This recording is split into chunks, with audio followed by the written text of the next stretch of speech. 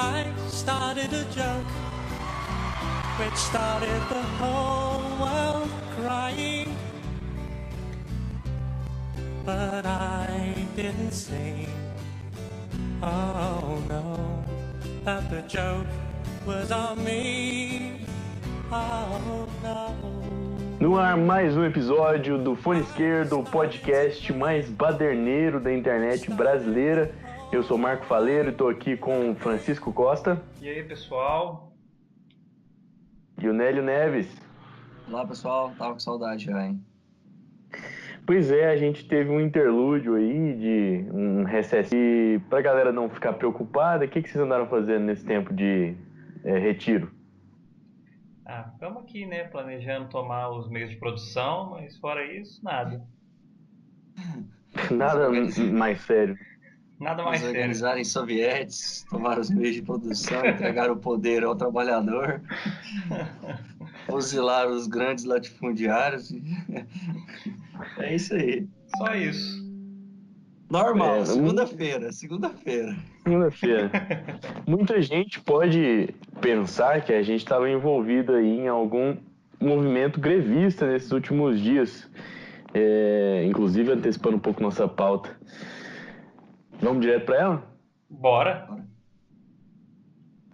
Então é isso, gente. Esses últimos dias foram muito conturbados, né? É difícil até resumir o que aconteceu nessa semana.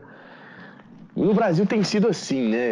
As coisas vêm de bloco. Acontece tudo de uma vez. 2013 foi assim, 2015. E não tem sido diferente agora.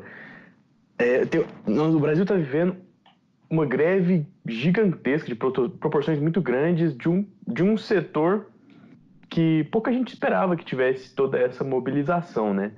Já tem 8 dias de greve dos caminhoneiros e vários setores da sociedade sentiram muito fortemente essa paralisação.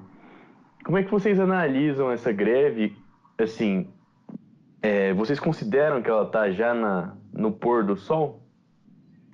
Sim, eu acho que, inclusive, hoje ela já está mais amena do que estava mais ou menos no 5º e no 6º dia, onde realmente não se passavam, nenhuma carreta, nenhum caminhão era permitido passar e o caos parecia bem mais instalado, né, nesse período.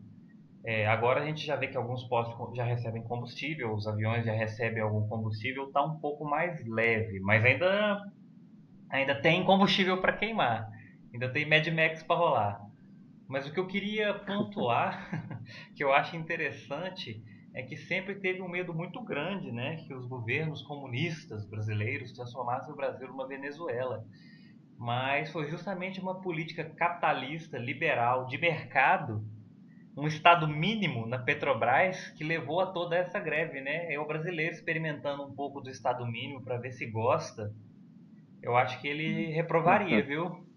Esse estado mínimo aí. Foi só deixar o brasileiro sentir um pouquinho dos reajustes de mercado diários, praticamente, da Petrobras, que deu esse caosinho aí, pra ele já ir sentindo como é que funciona o liberalismo. Uhum. Olha, eu me sinto perdido, sabe? Analisando todos os dados e principalmente com relação a essa parte que o Francisco falou da nova política de preços cobrada pela Petrobras, onde que o preço do combustível oscila junto com o valor do barril de petróleo, que é taxado internacionalmente, né? Eu me senti realmente, eu tive que parar e estudar tudo, dar uma lida, buscar vários gráficos lá no site Nexo, né? Bom site. Para poder, um bom site, para poder identificar assim as pautas e o que estava acontecendo, por que foram os caminhoneiros. Então, assim, desculpa estar alongando um pouco, mas eu me lembro das manifestações que aconteceram dos caminhoneiros durante o governo Dilma, E naquela época que aconteceu as manifestações, eu estou aqui com o Nexo, o jornal, na minha frente.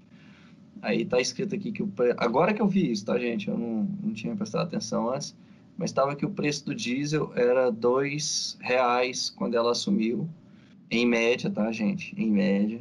Uhum. E em 2,15, quando ela sofreu impeachment, o preço do diesel estava um pouco acima de 2,50.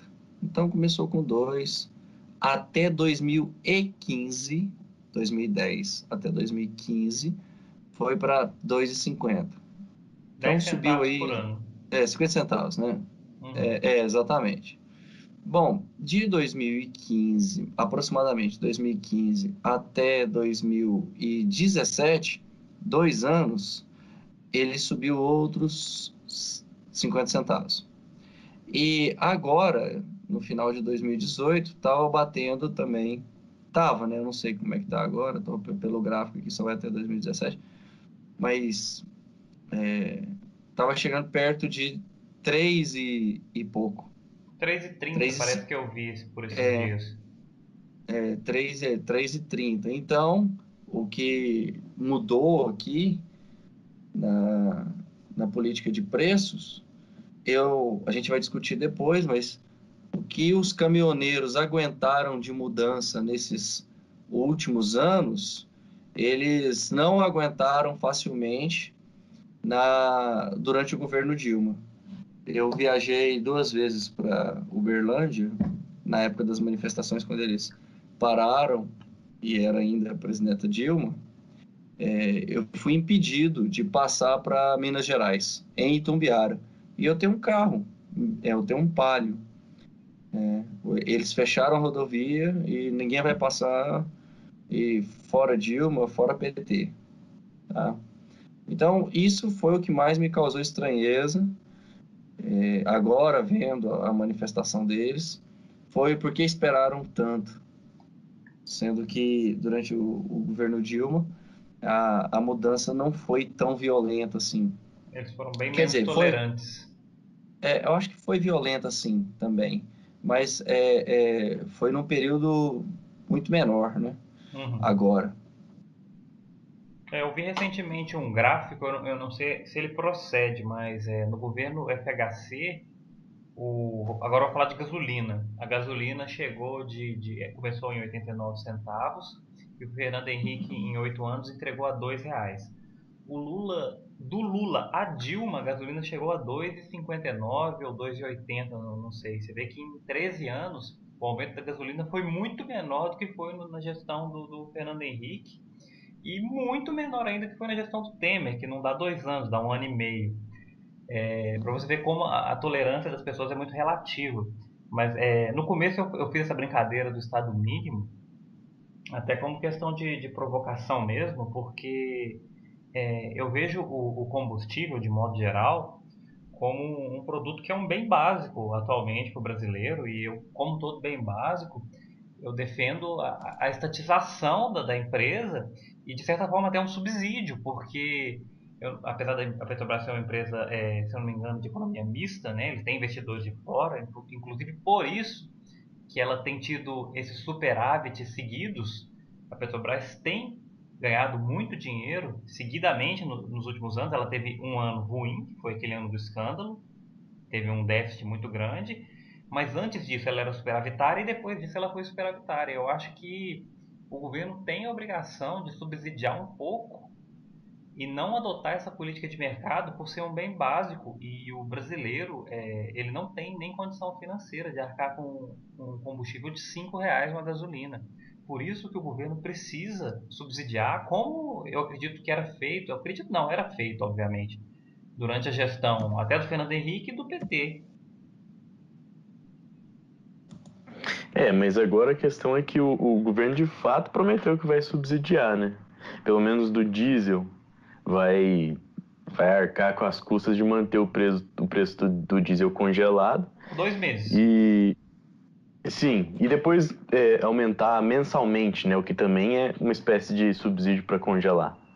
Que de fato, o governo vai arcar com esse prejuízo, mas só pro diesel, por enquanto. Sim. Mas é O interessante... governo nunca arca. O governo, assim, por meio da nossa arrecadação, né?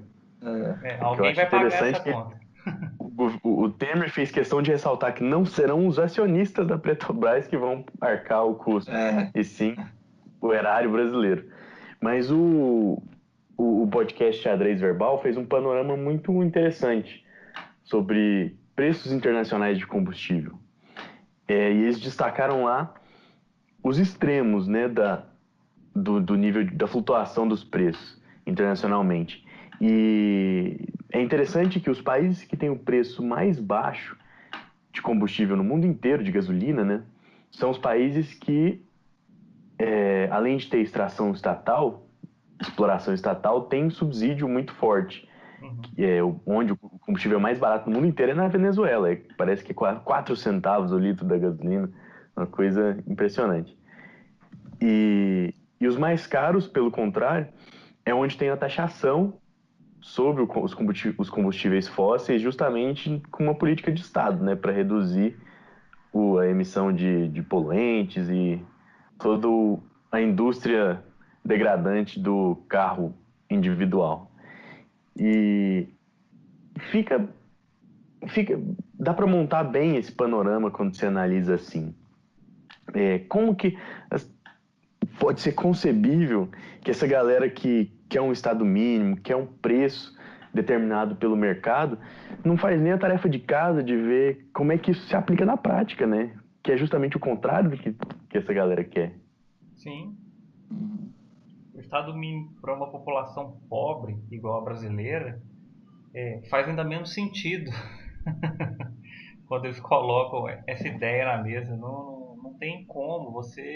Eles acham que todo o imposto será retirado de uma vez, como se uma mão tirasse todo o imposto de uma vez, se o Estado se tornasse o Estado mínimo. E o brasileiro não, se fosse colocar na ponta do lápis todos os outros custos que ele teria, seria ainda menor.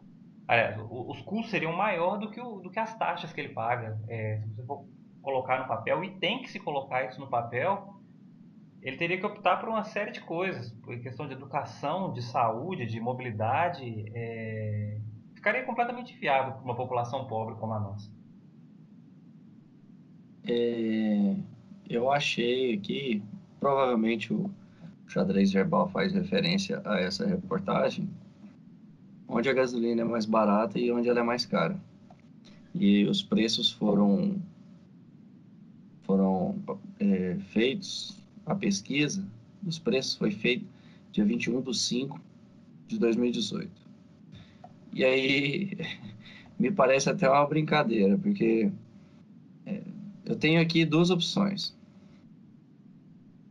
Ou você mora num lugar como Irã, Sudão, Kuwait e Algéria, ou você mora em um lugar como Islândia, Noruega, Holanda e Dinamarca. Tá? Não tem Aí meio eu te termo? dou uma chance.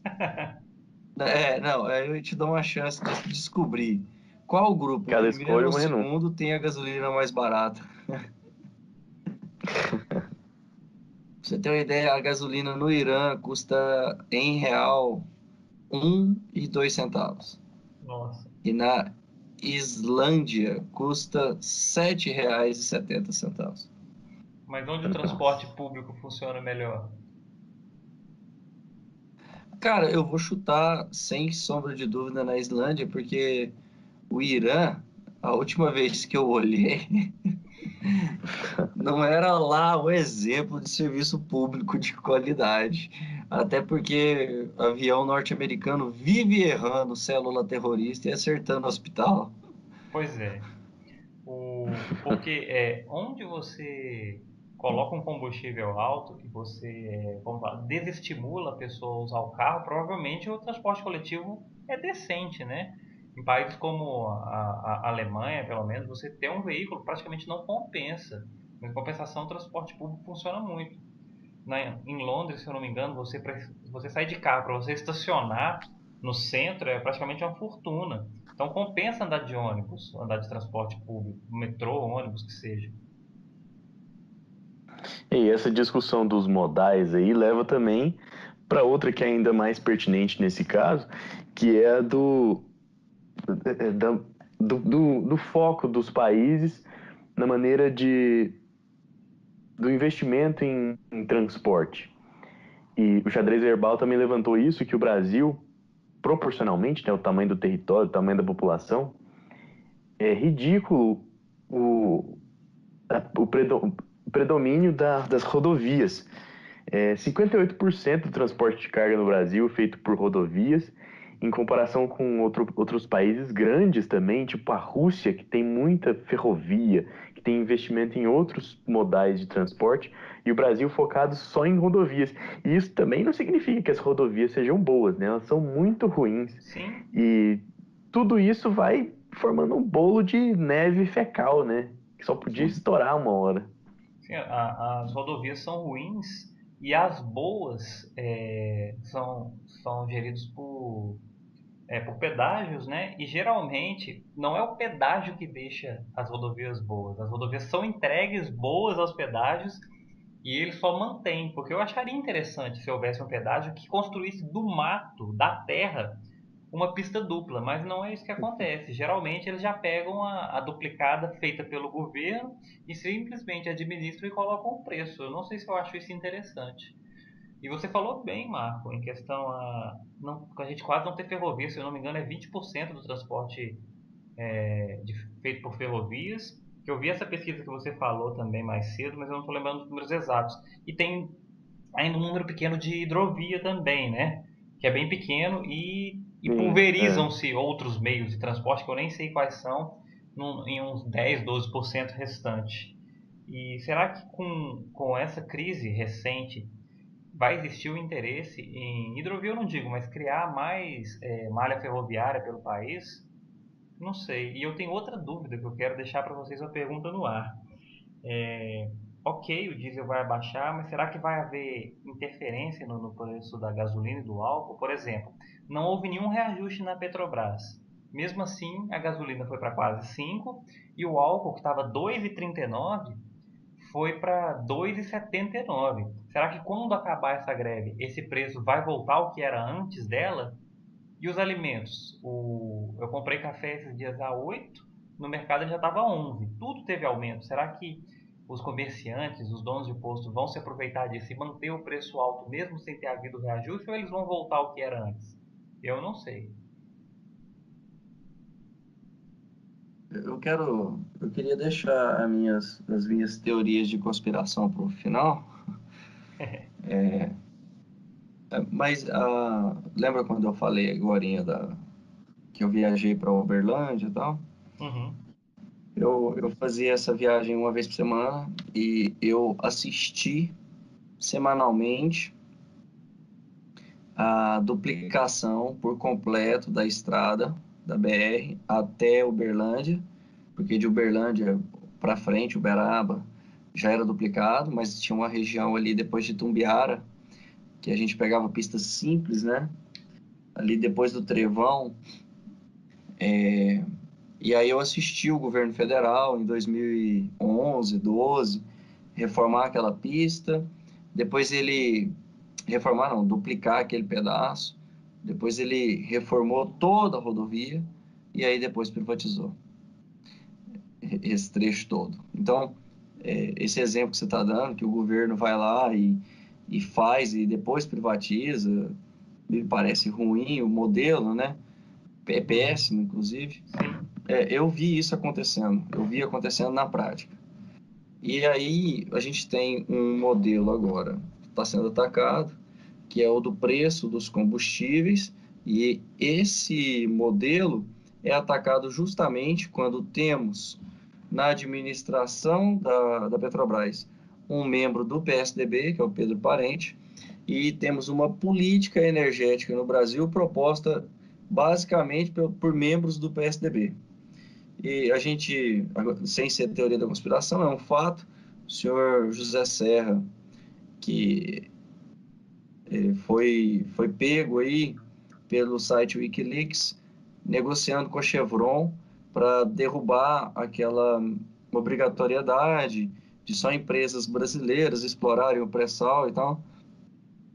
E ele conseguiu, depois do golpe, passar essa política dele. Bom, então o que a Lamentável. gente tem é um momento muito propício para privatizar essa empresa estatal que ela trabalha com um recurso energético vital para a soberania do país, para a eficiência energética e para o escoamento de toda a nossa produção, como você acabou de falar. E nesse momento específico, em que há um perigo real de perdermos essa empresa estatal, estamos atacando a política de preços dos combustíveis exatamente em cima dos impostos. Então, meu medo é, a gente vai lá, faz a manifestação, tira a parte que pesa sobre os combustíveis, que é o imposto, e assim que a gente retirar esse imposto e deixar o valor do combustível refinado, do petróleo refinado, atrelado ao mercado internacional, a gente vai lá e entrega isso para uma empresa não brasileira. Esse é o meu maior medo. E eu acho que não é um raciocínio muito conspiratório isso que eu estou fazendo. Pode acontecer. É, E é o que eu pode tô aqui, acontecer com a Eletrobras, inclusive. que é o que está acontecendo com ela, né? Que é o que Sim. está acontecendo. O governo está gastando dinheiro, milhões aí, para fazer propaganda negativa da Petrobras. É Sim. um absurdo. Para sabotar de dentro para fora uma empresa que também presta um serviço vital e que, inclusive, se for privatizada e as empresas privadas visam lucro, Uhum. vai acabar o interesse de atender a população de modo geral, vai acabar a função social, que é levar energia elétrica a todos, inclusive aquele senhor pobre que mora num local isolado e que, de outra forma, se não fosse um estatal, não receberia, porque uma empresa privada não vai gastar cabeamento subterrâneo, um rio de dinheiro para levar energia para uma pessoa numa currutela que não vai dar lucro nenhum para ela. A função social energética é o que está sendo reivindicado agora pelo Sindicato dos Petroleiros, que desejam fazer uma paralisação também, na contramão, olha aí a piada com relação ao trânsito, na contramão da proposta feita pelos caminhoneiros, né? Eles querem atacar, sim, a política de preço do combustível e não os impostos. Eu estou aqui no site da Petrobras, petrobras.com.br, tá? Aí tem produtos e serviços, composição do preço de venda ao consumidor da gasolina. E nós temos aqui que 34% do preço é a realização do petróleo, da Petrobras, depois tem 16% CID, PIS, PASEP, COFINS, 29% ICMS, 12% custo do etanol e 9% da distribuição e revenda. É assim a composição atual do preço do combustível, da gasolina, especificamente, aqui no Brasil. Só um parênteses, o Eunício, presidente do Senado, colocou a urgência, né, da votação para retirar o PIS/PASEP do combustível, mas não colocou data de votação. O que eu acho? Se não vai retirar, eles aceitando esse acordo já proposto pelo Temer, que depois a gente vai falar dele brevemente, vai protelar. Vai protelar, ele só deu o sinal de que poderia, é o que eu acho. É. E a gente tem um perigo real aqui, que é o ataque ao COFINS, né? Que visa atender a necessidade social, mais uma vez aqui a gente falando de social. Saúde e educação, principalmente, né? Saúde, previdência, assistência social, seguridade social, né? Aí eu acho assim, se a gente trabalha com um combustível atrelado ao preço internacional, de novo, essa é a política de preços imposta pelo senhor Pedro Parente, do PSDB. Foi ele que foi lá e falou assim, não, a gente vai colocar a Petrobras no mercado aberto e vamos concorrer com empresas internacionais aí com igualdade de preços. Aí a base de cálculo deles lá, não convém a gente entrar em detalhes, mas principalmente essa política de preços, que passa a ser uma empresa administrada de forma estou vendo aqui que o Marco mandou. Como Não, se cara, fosse... isso foi sem querer. Me Não era desconcentrou pra te também. distrair.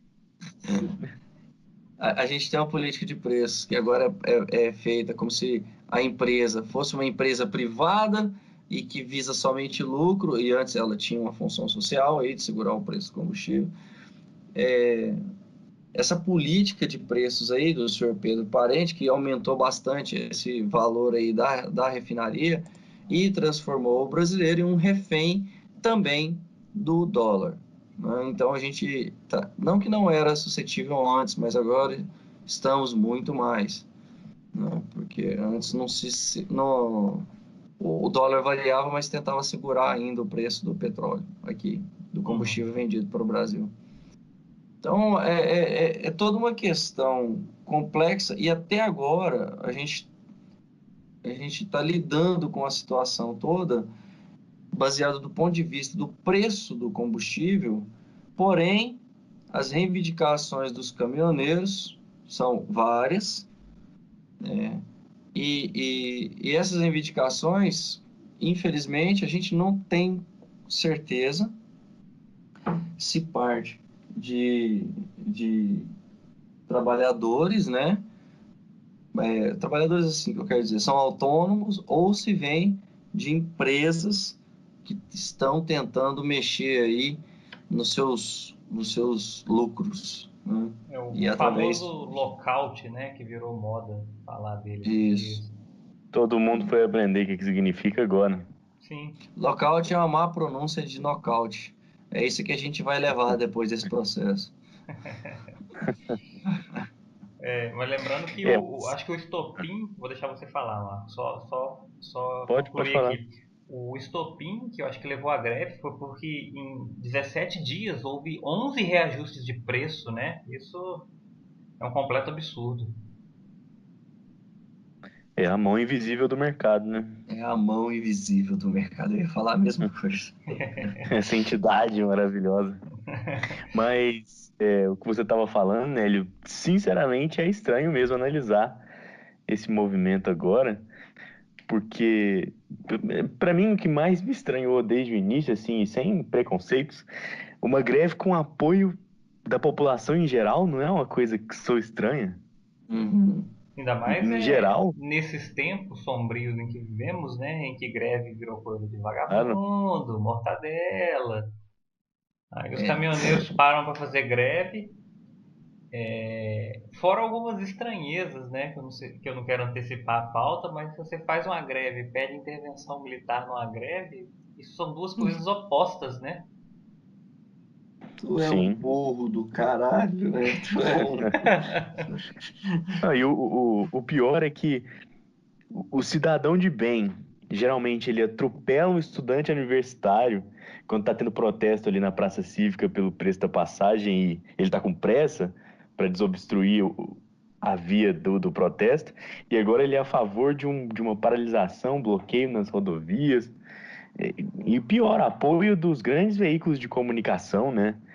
A gente via âncoras desses pseudo telejornais policiais aí apoiando o movimento, destacando que era válido pelo Brasil, apoio do Ratinho, do Alexandre Frota. Do rei. Cara, é bizarro, né? É surreal. Você Como sabe que que o rei Roberto Carlos apoiou o movimento, né? o Roberto Carlos, claro, o vegano mais carnívoro que a gente já viu no Brasil, Olha, né? ele é vegetariano, ele não é vegano, tá? Ah, Ofendeu o Nélio a nível pessoal agora. Sabe, eu tive a oportunidade, não sei nem se eu posso dizer isso, de assistir o jornal regional aqui da Rede Globo na hora do almoço hoje. Cheguei na casa da minha mãe, eram 11 horas da manhã. Eu sempre almoço com a minha mãe, assim, 1 ou 2 vezes por semana. E aí eu cheguei lá e a minha mãe falou assim, olha, não adianta nem se ligar a TV, porque é só greve, é só greve.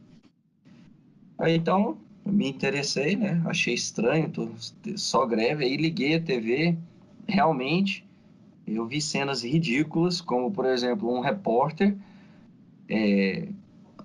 dentro de um carro, parando o carro ao vivo, ele desceu do carro para falar, olha só aqui, um caminhão de combustível. Aí ele teve que abrir a porta para o cinegrafista descer, a câmera balançando ali, e aí o cara aparece e vê o motorista do caminhão e fala assim, ei, você, por favor, estamos ao vivo aqui, o senhor está trazendo esse caminhão? E chega o microfone na boca do cara, ao vivo, a câmera balançando, assim, ou seja, a regra era a seguinte, vamos falar sobre greve, então sai para a rua e ache notícia, né? Isso era óbvio que estava acontecendo. Inclusive ontem eu estava vendo um programa de esporte e o programa de esporte não teve nada de esporte, foi só com boletins da greve e não vinha nenhum fato novo, sabe? Eram as notícias Uhum. repetidas e amassadas e colocadas exaustivamente. E não tem surgido fatos novos em relação a isso. O fato novo é acabar a greve. Falar que tá É. parado, eu já tô sabendo. Já tô satisfeito já, né, de falar que tá... Sim. Cara, mas eu não cheguei no âmago dessa história, que foi a hora quando eu desliguei a TV, que, assim, eu fui estudar mais sobre o assunto hoje à tarde, né? Então, até então, eu tô fazendo muita coisa, estou trabalhando demais, até não respondi a pergunta do Marco no começo, tô com muito trabalho ultimamente, então eu não estava fazendo nada demais. Eu não estava sabendo muita coisa, só que eu estava com o pé atrás, exatamente, por tudo isso que você está falando. Quem estava apoiando a greve e sem reivindicação específica, eu não estava entendendo muito bem. Um repórter foi entrevistar um cara que ele é produtor de leite aí, né? Então, ele falou assim, olha, tá vendo esse negócio aqui que eu estoco leite? Aí tinha um recipiente lá gigantesco de estoque, né? Sim. Um tanque, né? Um tanque desses industriais. Aqui, ó, vou ter que jogar fora, porque não tô podendo vender, porque não tem ninguém que leva, tal. Aí ele, ao vivo, abre a torneira e deixa o leite escorrer para o chão ali. Enquanto o leite estava escorrendo, a repórter perguntou para ele: mas você apoia essa greve? Ele apoia, sim. E os caminhoneiros aí podem ter certeza que eu aguento aqui desse jeito aqui 30 até 60 dias. Ixi. Eu pensei, caramba, esse trabalhador Ele tá como a- burro na a- sombra. vai financiar uma greve que ele não sabe direito o que estão reivindicando, que ele não sabe direito o que isso impacta na produção dele, mas ele apoia. E vamos Aí, até. Pode falar, vou Dino. falar. É porque eu ia Ah, só não, colocar os tópicos conquistados.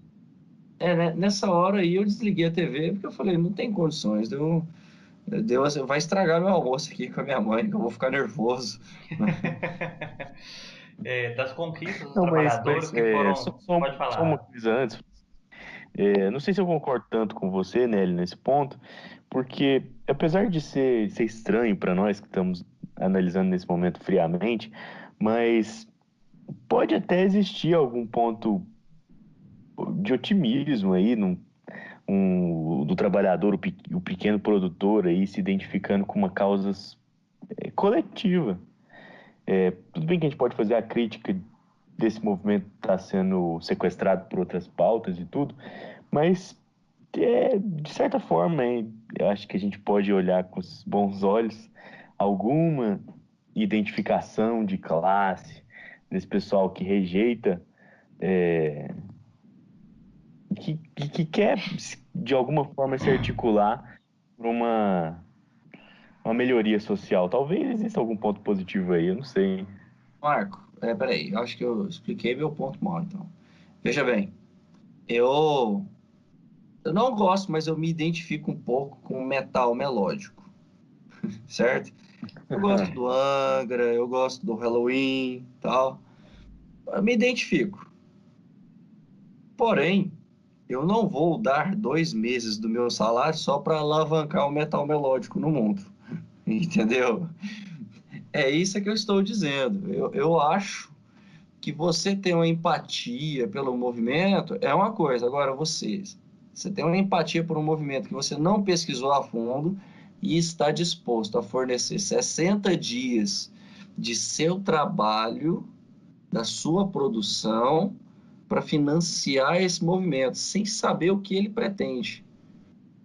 Mas Aí, assim, eu acho que esse cidadão aí ilustrativo, ele acredita que esse esforço dele vai se reverter num benefício futuro. Não é assim, não é esse investimento só pela coisa em si, é por uma perspectiva de melhoria no futuro, que seria, reduz o imposto do combustível, reduz os meus custos de transporte, reduz o preço do meu produto, vou poder vender ele mais. Talvez tenha essa análise. o problema é esse que eu estou achando. Eu, Ele pensa isso, só que ele não analisou o completo. Ele tem essa visão externa sem investigar demais, mas vamos pensar para o outro lado. Se o imposto vai sair dali, ele vai para outro trabalhador. Quem lógico. garante que Claro, não é o dele que está na reta, né? Então, sim. isso me deixa espantadíssimo, espantadíssimo de pessoas apoiarem pautas sem ir lá ler, investigar elas atentamente. Inclusive, eu li que o abastecimento em questão de frigoríficos vai levar 2 meses para se restabelecer normalmente. E eu também li, eu perdi o número exato, mas milhões, não são milhares, milhões de frangos começaram a morrer e praticar canibalismo. Esses animais que antes, pelo menos, as cargas vivas estavam paradas. Os animais, eu sou super contra esse maltrato ao animal, carga viva parada na estrada, e os animais começaram a morrer. E essa conta vai vir. Essa conta, quando chegar no supermercado daqui a um mês, você vê que o preço do frango, por exemplo, subiu muito, é por conta disso. E nesse caso específico que o Nelly falou do produtor de leite, provavelmente ele vai continuar vendendo o leite dele ao mesmo preço ou mais barato. E esse leite que ele está vendendo pelo mesmo preço ou mais barato vai chegar mais caro para a gente, porque tem que consertar essa conta. Essa conta, esse prejuízo enorme aí. E eu não estou nem falando do dinheiro que vai ser retirado que o governo vai deixar de ganhar com as conquistas dadas aos caminhoneiros. Eu nem cheguei nesse, porque esse também o Brasil é um país onde a coberta é curta. A hora que cobrir a cabeça vai ter que descobrir o pé. Vai tirar de algum lugar. E é só rapidinho que eu vou pontuar as pautas, algumas das reivindicações que foram conquistadas pelos caminhoneiros, que é a redução de 46 centavos no litro de diesel por 60 dias, e depois disso reajuste mensal, que a gente até falou anteriormente, que vai ser uma espécie de subsídio, isenção do pedágio do eixo suspenso em todas as rodovias, ou seja, os caminhões vazios. 30% dos fretes da Conab vão ser destinados a caminhoneiros autônomos e o preço mínimo para fretes. Aí o preço mínimo, isso aí eu acredito que seja variável. Mas isso vai impactar no dinheiro arrecadado pelo governo e esse dinheiro vai ser tirado de algum lugar. E que lugar melhor do que a educação e a saúde? Já congelou por 20 anos, tira mais um pouco. Rapaz, eu tuitei hoje, apareceu na minha timeline, 2 tweets do PSDB, um de 26 de setembro de 2016, que diz: preço dos combustíveis será reduzido com a abertura do mercado de refino, prevê diretor da Petrobras. Isso foi em 2016. E aí depois o PSDB tuitou em 25 de abril de 2017. Sem PT no poder, cai o preço dos combustíveis. Se a gente cobrar o preço da bagagem, a passagem de avião vai reduzir, né? É a mesma conversa da energia elétrica. Se privatizar a Eletrobras, o valor da energia elétrica vai reduzir. É isso aí. Os caras. Os caras, É bizarro, hein? eles produzem provas contra eles mesmos, cara. Eles não têm nem dó. Eu acho que esses caras deviam postar esse tipo de informação a partir de hoje só no Stories, né, do Instagram, porque só fica 24 horas e some depois. Aí eles podem Você falar que reduz o vexame. reduz o vexame e aí eles falam, não, isso aí é montagem, nós nunca falamos isso, se eu tirar print. Quer dizer que os tweets do PSDB estão na mesma categoria de nude. Na mesma E a categoria. chance de você se arrepender de ter mandado, eu acho que é semelhante. É quase como eu não tenho culpa, eu votei no Aécio. É. Agora, tem um ponto mais bizarro ainda que a gente nem tratou propriamente ainda. E eu tô lendo de uma matéria da Agência Brasil Central, da Agência Brasil, agora do final do dia, uma matéria recente, que traz um comentário do presidente da Associação Brasileira dos Caminhoneiros, José da Fonseca Lopes, que, segundo ele, só 30% dos bloqueios e dos manifestantes continuam em loco, bloqueando e fazendo paralisação. E, segundo ele, esse grupo que se recusou a sair, a terminar a paralisação mesmo com esse acordo com o governo federal, é um grupo intervencionista. E esse intervencionista lê-se apoiadores da intervenção militar. Então essa galera, apesar do governo ter cedido essas pautas aí para eles, eles ainda continuam em manifestação porque a pauta agora é a intervenção militar. E o Fora E eu Temer. cheguei a ver, o Fora Temer também, eu cheguei a ver aqui em Goiânia, teve na sexta-feira, acho que foi dia 25. No Vaca Brava. Não, eu vi Ah. o buzinaço que passou assim por muitas regiões da cidade, foi até o centro no final da tarde, mas ele passou aqui pela região da Canaã, cidade de Jardim, e tinha na frente de um caminhão uma grande faixa, intervenção militar já. E a galera tudo buzinando, muitos carros aderindo a essa manifestação. E vocês também devem ter acompanhado isso. Não é outro paradoxo do Brasil contemporâneo? Um grevista pedindo intervenção militar? Uhum. É até difícil de comentar, porque quando uma coisa é tão nonsense, quando não faz exatamente nenhum sentido, você meio que fica o what the hell, né, velho? Você não sabe o que dizer sobre isso, porque é de uma idiotice tão grande que parece até piada, sabe? Você vê uma sketch do Monty Python zoada e você acha que faz mais sentido do que isso, porque tipo, futebol de filósofo é mais coerente do que pedir a intervenção militar na greve, sabe? É muito bizarro isso, cara. E os caras nem têm noção de que na intervenção militar, se tiver uma ditadura militar, você não pode fazer greve. E eles acham que tipo, a intervenção militar não está atrelada à ditadura, que os caras vão intervir, consertar e entregar pronto e bonitinho. Agora vocês fazem direito, sabe? Eles não sabem sei lá, velho, não sabem o que passou no Brasil de 64 a 85, só pode. Na sexta-feira, eu fui ao Vaca Brava e tinha um carro. No vidro de trás dele tá escrito com aquele nuggete que a gente, não sei nem se pronuncia nuggete, que a gente passa né? É escrito no vidro de trás assim, intervenção militar já. Era um carro desses chiques aí, Toyota da vida. Aí, nesse momento, eu tive um insight, assim, que eu finalmente descobri a resposta para aquela pergunta que sempre esteve na internet brasileira, que é: como é que você fazia para passar vergonha antes da internet? Com Aí agora eu Nuguete. sei. É com O cara Nuguete. pega um Nuggets, escreve no vidro do carro dele. Eu vou Olha a mandar. Martinha aí. Então, finalmente, respondi essa pergunta. Também tem um caso de um conhecido que é a favor da tomada do governo pelos militares, como se militar tivesse aula de economia, né? saneamento básico, essas coisas todas assim. E ele fala que vai resolver tudo e quando eu questionei, olha, mas você sabe que ditadura militar tem tortura, torturou até criança. Eu recomendei que ele lesse o livro lá, né, da Infância Roubada. Aí ele falou assim, ó, isso tudo é mentira dos livros de história. Aí então, quando o livro de história vira mentira e a verdade passa a ser Olavo de Carvalho, E o Facebook? eu não tenho mais o que discutir.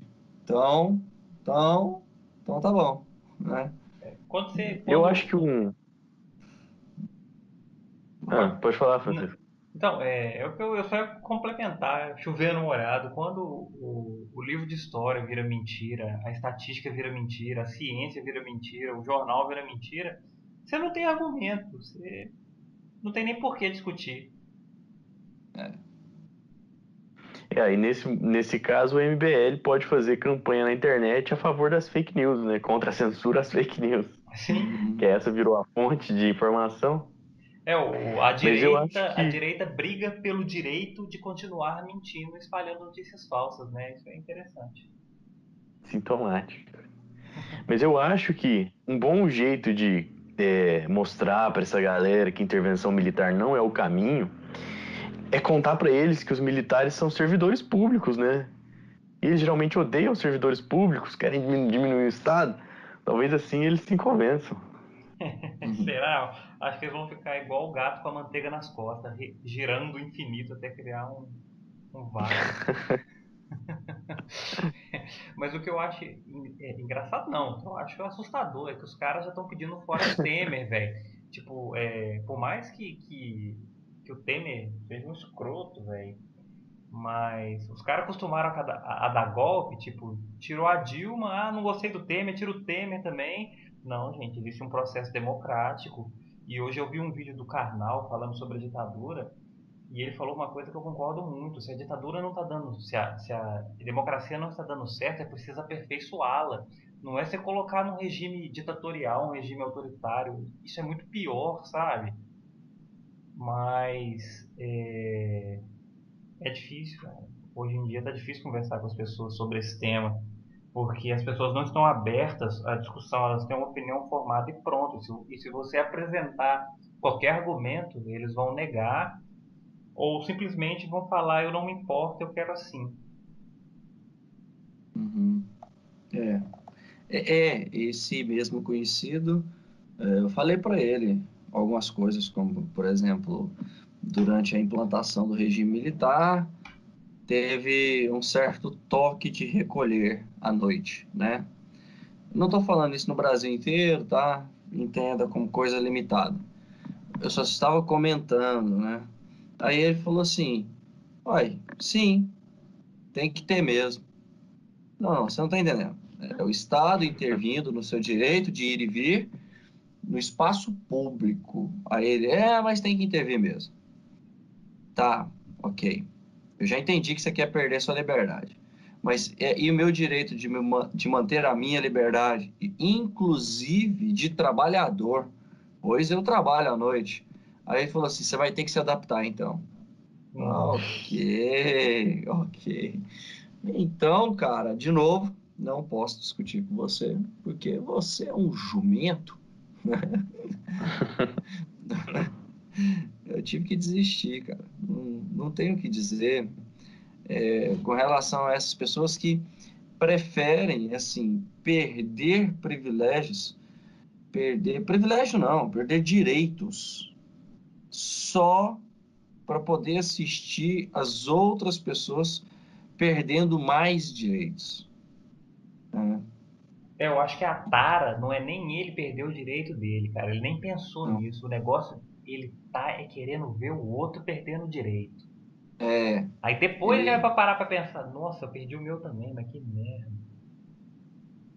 um governo militar, esse vídeo do Karnal que você está falando, ele até é antigo, né? Mas só que ele tá rolando em loop pela internet nos últimos anos, porque ele em dois minutos ali, ele consegue fazer uma síntese tão clara que só a pessoa de mau caráter mesmo, para não adotar aquilo como uma resposta a essa reivindicação, vamos dizer assim, que é volta dos militares ao poder executivo, né?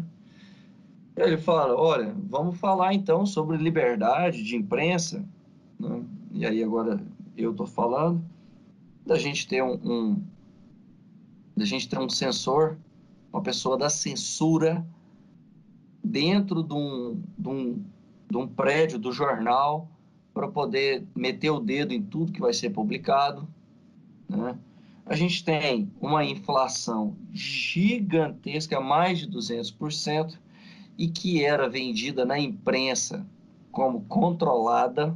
Sim. A gente tem o aumento da desigualdade social, e se você acha que a violência no Brasil é um problema, saiba que a origem da violência está exatamente na desigualdade social, e durante a ditadura militar foi o período que mais tivemos aumento dessa desigualdade, né? A gente teve uma corrupção desenfreada e que não foi investigada, porque ninguém era louco de questionar o governo militar, porque senão era vala, tá? Uma vala sem seu nome, sem sua família poder saber que você estava lá, simplesmente porque você foi contra a corrupção do governo. A gente não teve a, a democratização dos meios de comunicação, a gente não teve educação para todos, a educação ficou para uma parte da elite brasileira, tanto é que hoje você vê pessoas graduadas aí, todas no passado vinham de uma certa origem aí de pessoas com grana, tá? Então, você teve um emburrecimento da população brasileira e transformou o país em algo que era simplesmente para produzir mão de obra barata e não especializada. Esses são Exatamente. esses são os efeitos de uma ditadura militar, tá? E ela cria É, uma é, sensação de segurança e de não corrupção, porque não se fala disso. É a mídia, é o jornal, os veículos de comunicação que te dão essa sensação de segurança ou não. Então, na ditadura, as pessoas mais ignorantes acreditavam que não era violento, que o país estava realmente às mil maravilhas, porque os veículos de comunicação não poderiam divulgar exatamente a situação em que vivia. Então, não existia essa sensação.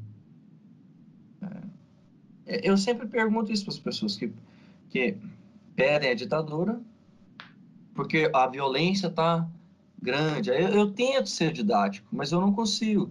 Eu falo, cara, você foi assaltado esse ano? Aí geralmente as pessoas falam, não, não fui. O ano passado? Também não. O ano atrasado? Não. Sua mãe foi? Seu pai foi? Sua irmã foi? Não, não foi. Então por que você acha que a violência está aumentando? Que isso, você vê na televisão o tempo inteiro. Então, pois é, meu amigo. Você vê na televisão. Numa ditadura militar você não vai ver mais, tá? O importante é vender o Estado como um pai que te protege o tempo todo e que te entrega tudo que você deseja. Sendo que você não vai ter isso, tá? Não faz sentido uma pessoa, a mesma pessoa que é contra comunista e pede a, a, a, a volta da ditadura militar e critica Cuba e Venezuela, sabe? Você, pelo amor de Deus, perca um tempinho da sua vida observando os seus comentários, porque você pode achar que é bonitinho você pedir a volta de uma ditadura militar e perder os seus direitos, mas você está impactando na vida de outras pessoas e essas outras pessoas vão perder a vida, porque você foi um ignorante que não quis avaliar a situação de um âmbito maior e olhou só para o seu umbigo. Exatamente. Bom, Tempos sombrios, né? E outro dia eu vi, não sei onde eu li isso, uma notícia de uma youtuber, instagramer aí, que tem milhões de seguidores, fez uma postagem meio marota, dizendo sobre a necessidade da intervenção militar. E é uma menina adolescente, tem um público de adolescentes e crianças, e isso me deixou preocupado demais. E ela era até confrontada em alguns comentários, a galera perguntando: mas me dá exemplo de países de primeiro mundo que passaram por intervenções militares. E aí não tem como responder, né? Mas o que fica, a mensagem que fica é o que essa pessoa apoia, e nunca vai ser o contraditório, né, que vai ter mais destaque. E uma pessoa dessa é muito responsável, mas também é uma criança, né? E aí eu fiquei tão preocupado que eu chamei a minha irmã, que tem 12 anos, e perguntei para ela o que ela sabia disso, se ela sabia que era isso, intervenção militar, o que ela já tinha visto falar sobre isso, e conversei uma tarde inteira com ela sobre isso, porque eu fiquei muito preocupado. E é isso que está acontecendo na internet, né? Dar voz para umas pessoas que não têm nem condição de se preocupar sobre o que elas estão falando e estão afetando crianças, né? Que você vê muito na internet, muito isso. Esses bolsomitos de 13 anos que vêm falar Sim. de políticas econômicas, intervenção do Estado. Bizarro, né? Muito difícil. Sem aprofundamento nenhum, que é pior, né? A internet é muito rasa e as pessoas elas já tomam uma posição, uma ideologia, uma ideia como verdade absoluta, com uma opinião que é tão pela superfície, que na verdade é um meme. As pessoas formam opiniões por memes, com frases prontas, com 4 frases, as pessoas já têm uma opinião e uma ideologia política completa. E elas não estão abertas a ouvir nada aprofundado, nem uma ideia, nem debate. Realmente ficou muito complicado.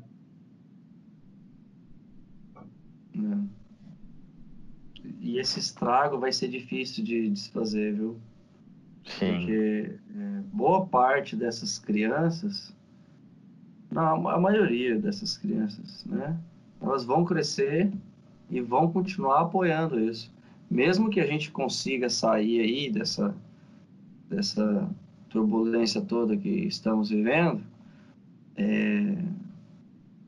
essas crianças no futuro ainda vão reviver esse movimento e ele vai acontecer de novo.